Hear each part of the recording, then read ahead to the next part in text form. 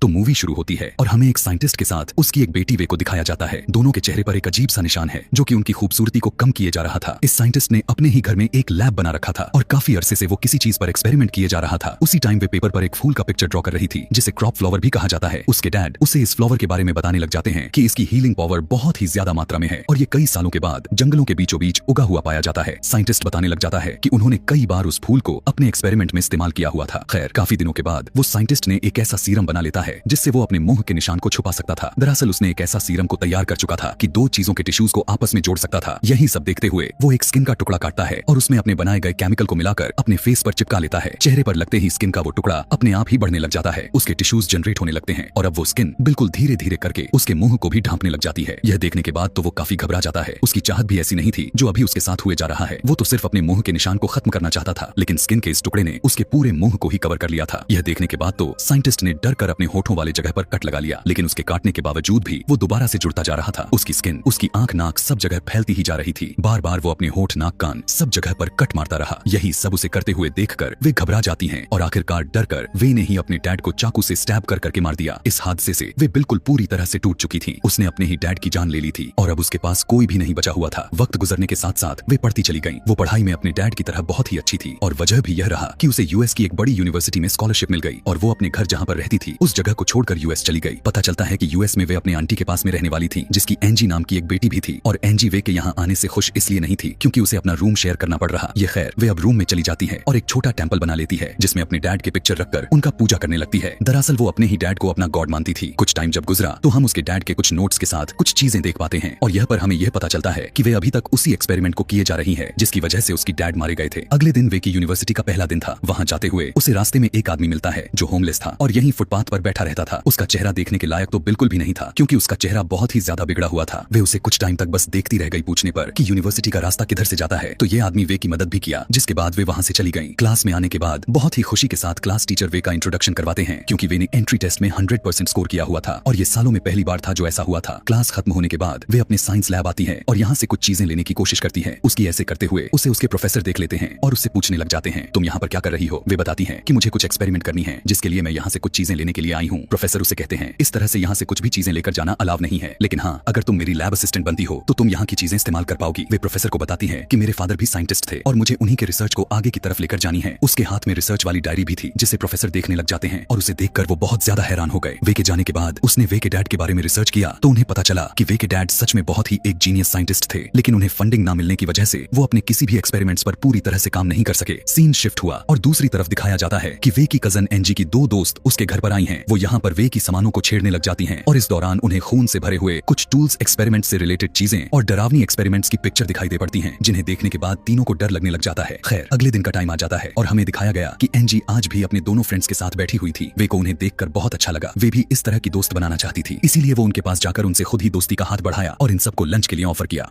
वे के चेहरे के निशान को देखते ही सभी वे से कतराने लग गए थे। वो तैयार तो नहीं हो रहे थे, लेकिन बहुत दूर तक सोचते हुए उन्होंने रेस्टोरेंट जाने के लिए हामी भर ली। लेकिन वहां जाकर उन्होंने जब वे को अजीब तरीके से खाता हुआ देखा तो सभी वे को रेस्टोरेंट में अकेला ही छोड़कर भाग गईं। वे ने उन सारे खाने को पैक करवाया और बाहर आकर उन खाने को उस होमलेस आदमी को दे दिया जिसका मुंह खराब था। यहाँ पर बैठकर उस होमलेस आदमी से बातें करने लग जाती है क्योंकि आज वो बहुत ज्यादा उदास दिखाई दे रही थी। वो उस होमलेस आदमी से कहने लग जाती है, मेरे मुंह पर जो ये निशान है मुझे बहुत ही बदसूरत बना देता है। उसकी बात सुनकर होमलेस कहने लग जाता है कि ऐसा नहीं है, जैसी हो वैसे ही बहुत अच्छी दिखती हो। उसके साथ बातें करते टाइम वे को कुछ अच्छा महसूस हुआ था। यहाँ से घर जाने के लिए जब वो आगे बढ़ ही रही थी कि रास्ते में उसे उसके प्रोफेसर मिल गए जिन्होंने उसे लिफ्ट भी दी थी। दरअसल वो उसके लिए एक प्रपोजल लेकर आए थे। वो उससे कहते हैं कि मैं तुम्हारी इस रिसर्च को कंप्लीट करने में मदद करूंगा, जिसके लिए प्रोफेसर को वे की परमिशन चाहिए थी क्योंकि ये वे के डैड की रिसर्च थी। यह सुनने के बाद तो वे खुश हो गई और उसकी बात मानकर हाँ कर दी क्योंकि प्रोफेसर पहले इंसान थे जो उसकी मदद कर रहे थे। अगले ही दिन से वो लोग उस एक्सपेरिमेंट पर काम भी करना शुरू कर देते हैं। काफी दिन तक इनका एक्सपेरिमेंट्स चलता रहा, लेकिन आज भी कुछ हाथ नहीं लगा, यानी इनका एक्सपेरिमेंट्स काम नहीं कर रहा था। उनकी सारी मेहनत बेकार जाती हुई दिखाई दे रही थी। इन्हें इनकी मर्जी के रिजल्ट्स नहीं मिल पा रहे थे और इस चीज से प्रोफेसर फ्रस्ट्रेट होकर इस एक्सपेरिमेंट को बंद करने का फैसला किया। आज के दिन जब वे उदास हुई दिखाई दे रही थीं, तो उसी टाइम लैब में एंजी की दोस्त एलेक्स आ गई। दरअसल वो भी लैब असिस्टेंट अप्लाई करने के लिए ही आई थी और प्रोफेसर ने उसकी भी रिक्वेस्ट को एक्सेप्ट कर लिया। घर जाते हुए वो वे के साथ ही जाती है और रास्ते में वो पिछले दिनों के लिए वे से माफी भी मांगकर उससे दोस्ती भी कर लेती है। इस टाइम एलेक्स के पास एक पोस्टर था जिसमें उसी फ्लावर की पिक्चर थी जिस फूल को उसके डैड अपने एक्सपेरिमेंट्स में यूज किया करते थे। यह देखने के बाद तो वे के दिमाग में बहुत सी खिचड़ी पकने लग गई। उसे पता चला कि इस फूल को पास के ही एक एग्जीबिशन में लगाया गया है। यह पढ़कर उसे अपने डैड की बात याद आई कि उनके एक्सपेरिमेंट के लिए उस फ्लावर को आना बहुत ही जरूरी था। इसलिए उसने फैसला कर लिया वो उस फूल को किसी भी कीमत पर हासिल करके ही रहेगी। रात होने पर वो चुपके से उस करीबी फार्म हाउस पर जाती है और एग्जीबिशन से उस फ्लावर को चुरा लाती है। सीधा फ्लावर को लेकर साइंस लैब में आ गई और वहां आकर अपना एक्सपेरिमेंट्स करना शुरू कर देती है। इस साइंस लैब में प्रोफेसर और एलेक्स पहले से ही छुपकर बैठे हुए थे, जिन्हें वे ने अपने एक्सपेरिमेंट्स में इतना गुम हो गई थी कि उसने नोटिस ही नहीं किया। उसने उस फ्लावर में से कुछ एक्सट्रैक्ट निकाला और उसने उसे अपने एक्सपेरिमेंट के अंदर ऐड कर दिया, जिसके बाद उनसे अपने पैर की स्किन को काटा और उसकी 2 टुकड़े करके उस पे वो सीरम अप्लाई किया। हैरानी की बात तो यह था कि उस सीरम ने आपस में उन स्किन के दोनों टुकड़ों को जोड़ भी दिया। अब जहां से उसने अपने स्किन को उतारी थी वो वहां पर यही सीरम को लगाती है और अपना स्किन का ही टुकड़ा लगा देती है। देखते ही देखते स्किन दोबारा से जनरेट हो जाती है, यानी वहां पर दोबारा से स्किन बनने लग जाती है। प्रोफेसर खिड़की से हैरान होकर यह सब कुछ देखते रह जाते हैं। फौरन ही एलेक्स को यहाँ से भेज देते हैं और फिर वे के पास आकर उससे पूछने लग जाते हैं आखिर तुम क्या किए जा रही हो। अब यहाँ पर वे प्रोफेसर को एक्सप्लेन करते हुए बताती हैं कि किस तरह उस फूल के सीरम ने उनके एक्सपेरिमेंट को कामयाब कर दिया था। अब उनका एक्सपेरिमेंट काम कर रहा था। वो जब अपने पैर की स्किन को प्रोफेसर को दिखा रही थी उस टाइम पर एलेक्स कुछ गलत समझकर उन दोनों से जेलस होने लग गई और उसने वे की अजीबोगरीब पिक्चर्स भी ले ली, जिसके बाद उसने वे को डांटा और वे यहाँ से चली गई। वे एलेक्स की यहाँ पर इस तरह से आने पर घबरा सा गई। घबराहट में वो अपनी नोटबुक भी यही लैब में छोड़ गई थी, जिसे देखकर प्रोफेसर बहुत ज्यादा खुश हो गए। एलेक्स ने अब तक वे की फोटो वे की कजन एंजी को भी सेंड कर दी थी, जबकि यहाँ पर प्रोफेसर वे के डैड की डायरी को इंग्लिश में ट्रांसलेट करने की कोशिश में लग गए थे। एंजी इन तस्वीरों को देखकर बहुत ही ज्यादा गुस्से में आ गई थी और गुस्से में उसने वे के कमरे से उसकी बहुत सी चीजों को तोड़ फोड़ दिया। जब वे अपने कमरे में आई तो अपने कमरे की हालत को देखा तो उसे बहुत दुख हुआ और तभी अचानक पीछे से एंजी ने आकर वे के ऊपर हमला भी कर दिया। वे अपने आप को बचाने की कोशिश कर रही थी, लेकिन एंजी ने पूरा जोर वे को मारने पर लगाया हुआ था। ऐसे में वे अपने पास पड़ा हुआ पेन को उठाकर एंजी को मारकर उसे दूर करने की कोशिश करती है तो वो पेन एंजी की गले में स्टैब हो जाती है। उसके गले में आर पार हो जाता है और वहीं पर एंजी की मौत हो जाती है। हालांकि वे का उसे मारने का कोई इरादा नहीं बन रहा था, लेकिन फिर भी एंजी मर गई।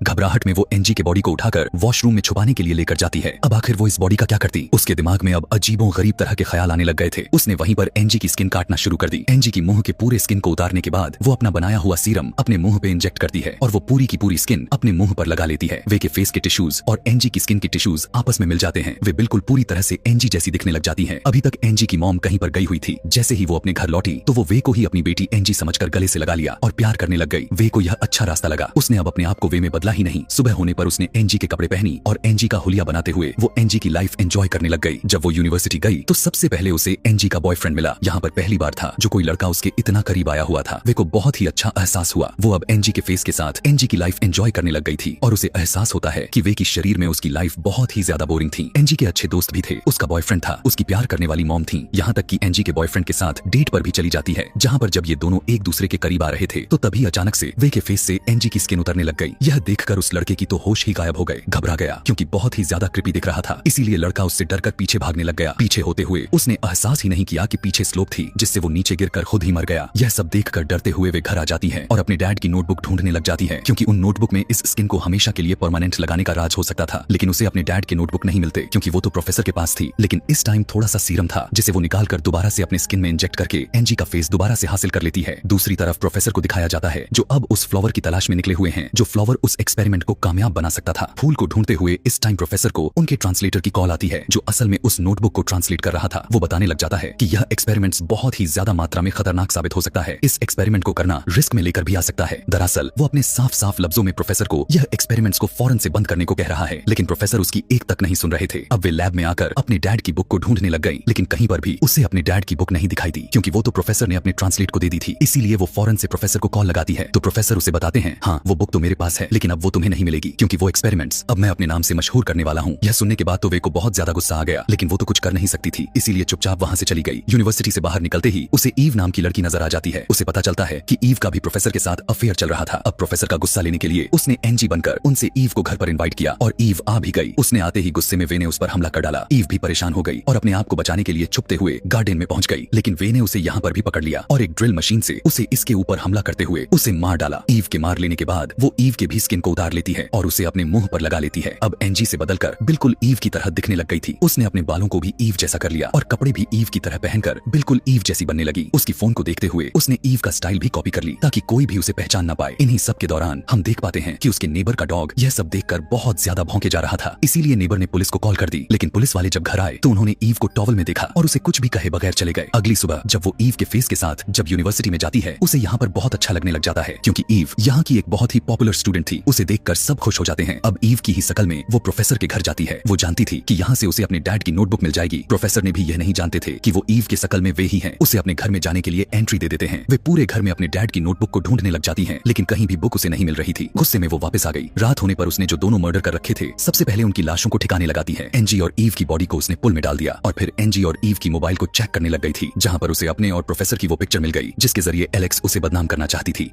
उसने यही पिक्चर अब प्रोफेसर के खिलाफ इस्तेमाल की और वो पिक्चर अथॉरिटीज को ईमेल कर दी। जब अथॉरिटीज को पता चला कि प्रोफेसर अपने फायदे के लिए लड़कियों का इस्तेमाल कर रहे हैं, तो उन्होंने फौरन ही प्रोफेसर को पुलिस में अरेस्ट करवा दिया। लेकिन प्रोफेसर की अथॉरिटीज भी काफी ज्यादा थी। अगले ही दिन वो बेल होकर छूट गया और घर आकर वही एक्सपेरिमेंट्स को दोबारा से स्टार्ट कर दिया, जो असल में वे के डैड का था। स्टेप्स को फॉलो करने के बाद आखिरकार उसने भी सीरम को तैयार कर लिया और 2 स्किन के टिश्यूज को जोड़ने की कोशिश की। हैरान के साथ उस केमिकल की वजह से 2 स्किन के टिश्यूज जुड़ गए, यानी उसका एक्सपेरिमेंट्स भी कामयाब हो गया। इस कामयाबी के बाद तो प्रोफेसर को खुशी का कोई ठिकाना ही नहीं था। इसी दौरान यहाँ पर हम देख पाते हैं कि वे यानी ईव यहाँ पर आ जाती है। असल में ईव के शकल में वे यहाँ आ जाती हैं, जिससे प्रोफेसर बहुत ज्यादा एक्साइटेड हो जाते हैं और उसे अपने लिविंग रूम में बैठाकर अपने लिए कुछ खाने पीने को लेने को चले जाते हैं। अब वे को तो यहाँ पर अपने डैड नोटबुक चाहिए थी। उसके जाते ही अपने नोटबुक को ढूंढने लग जाती है कि तभी उसे कैबिन में वो सीरम मिल गया जो अभी अभी प्रोफेसर ने बनाया हुआ था। सीरम को लेते ही वो बिना देरी किए यहाँ से भाग गई। उसके यहाँ से भागने पर प्रोफेसर को थोड़ा यहाँ पर शक हुआ और उसने जब अपना कैबिन खोलकर देखा तो वहाँ पर उसका बनाया हुआ सीरम नहीं था। रात में वे अब अपने असली चेहरे के साथ अपने घर पर थी। तभी एलिस उसके पास आती है और उसे बताती है कि उनके दोनों दोस्त अजीब तरीके से गायब हो गई हैं। इस चीज को लेकर वो काफी दुखी थी। वे ने उसको गले से लगाकर उसे सहारा दिया। एलिस को अब पानी पीना था, इसीलिए उसने जब फ्रिज को खोला तो उसने देखा कि उसके दोनों दोस्तों के शरीर के कटे हुए हिस्से फ्रिज किए गए थे। यह देखने के बाद तो उसके होश ही गायब हो गई और चीखने लग गई। इससे पहले कि कोई उसकी चीखे को सुन लेता या वो बाहर जाकर किसी को बता देती, फौरन से वे क्लीन ट्रैप से उसके मुंह को ढांपकर उसके दम को घोंटते हुए उसका भी मर्डर कर डालती है। अभी वो उसके बॉडी को छुपाया ही नहीं था कि तभी उसके घर के डोरबेल बज जाती है। बाहर प्रोफेसर आए हुए थे, जो लॉक को खुला हुआ देखकर फिर घर के अंदर आ गए। घर के अंदर वे बहुत ही अजीब अंदाज के साथ बैठी हुई थी। प्रोफेसर को देखते ही अजीब तरह से हंसने लग गई। यह देखकर प्रोफेसर को भी बहुत अजीब लग रहा था। लेकिन यहाँ पर वो जब प्रोफेसर को उनके एक्सपेरिमेंट पर कामयाब होने पर बधाई देती है तो प्रोफेसर भी खुश हो जाते हैं। लेकिन फिर वे गुस्से में कहती हैं, यह तुम्हारा नहीं, मेरे डैड का एक्सपेरिमेंट्स था। प्रोफेसर अब वे की बातों को इग्नोर करते हुए फ्रिज की तरफ बढ़ते हैं अपने सीरम को लेने के लिए। जैसे ही फ्रिज को खोलते हैं तो वहाँ पर मरी हुई लाशें को देखकर उनका भी दम निकल जाता है। अब उस आदमी को कंट्रोल कर पाना काफी मुश्किल सा हो गया था। लेकिन वे ने यहाँ पर भी चालाकी दिखाई और वो एक बेहोश करने वाला इंजेक्शन प्रोफेसर के गले में स्टैब करते हुए उसे बेहोश कर दिया। कुछ देर के बाद जब प्रोफेसर को होश आया तो उन्होंने देखा कि वे ने उसकी पूरी बॉडी की स्किन को उतार दी थी। यह देखकर वो जोर जोर से चिल्लाने लग गए। अब वे उस सीरम को भरकर प्रोफेसर को लगा रही थी और इसके बाद एक स्किन का टुकड़ा प्रोफेसर के शरीर में लगा देती है। यह स्किन खुद अपने आप बढ़ने लग जाती है, जैसे वो मूवी के स्टार्टिंग सीन में वे के डैड साइंटिस्ट के मुंह पर बढ़ने लग गई थी। वे इस टाइम प्रोफेसर के मुंह में एक स्ट्रो रख दिया था। स्ट्रो के अलावा वो स्किन उसके बॉडी के हर जगह पर फैलने लग गई थी। स्किन की वजह से प्रोफेसर का दम घुटने लग गया और कुछ ही देर में वो मारे गए। मरने से पहले उसने जो चीखें मारी थी उस आवाज को उसके नेबर ने सुन ली थी, इसीलिए नेबर ने दोबारा से पुलिस को इन्फॉर्म कर दिया। पुलिस को आते हुए देखते ही वे घबरा गई और घर से निकलकर भाग गई, क्योंकि वो जानती थी कि अब वो पकड़ी जाएगी। पुलिस भी उस भागते हुए देख लिया था और उसे पकड़ने के लिए उसके पीछे भागते हुए वो होमलेस आदमी के पास पहुंच जाती है और उससे मदद मांगती है। वो होमलेस पहले से ही वे को अच्छा समझता था, क्योंकि वे ने हमेशा से उसके साथ अच्छा रवैया रखा हुआ था। वो होमलेस वे के कहने पर उसे अपनी चादर में छुपा लेता है और पुलिस उस ढूंढ नहीं पाती। वे को यहाँ पर एकदम से बैठने पर उसके पास जो सीरम था वो अचानक से टूट गया था। उस सीरम के टूटने की वजह से उस होमलेस आदमी और वे की टिश्यूज एक साथ मर्ज होने लग जाते हैं। उनकी बॉडी भी एक दूसरे के साथ फ्यूज होने लग जाती है और वो दोनों मिलकर एक अजीब से मॉन्स्टर में बदल जाते हैं। वे अब कुछ भी नहीं कर सकती थी। वो मॉन्स्टर बनी वहीं पर बैठी हुई थी। तभी उसे अपनी आंटी दिख गई, जो अपने बेटी एंजी को ढूंढते हुए वहां तक आई थी। वो अपने आंटी को एंजी के बारे में नहीं बता पाई। मतलब यहाँ पर यह कंफर्म हो गया था कि ये सीरम नाम का जो भी दवाई बनाई गई थी वो कितना श्रापित बन चुका था कि जो भी इसके पल्ले पड़ता जा रहा था उसका विनाश होता गया। और इसी के साथ ये कहानी यहीं पर खत्म हो जाती है। ऐसे ही और भी मूवी एक्सप्लेनेशन वीडियोस देखने और समझने के लिए नीचे कमेंट में नेक्स्ट लिखना ना भूलें। Thanks for watching.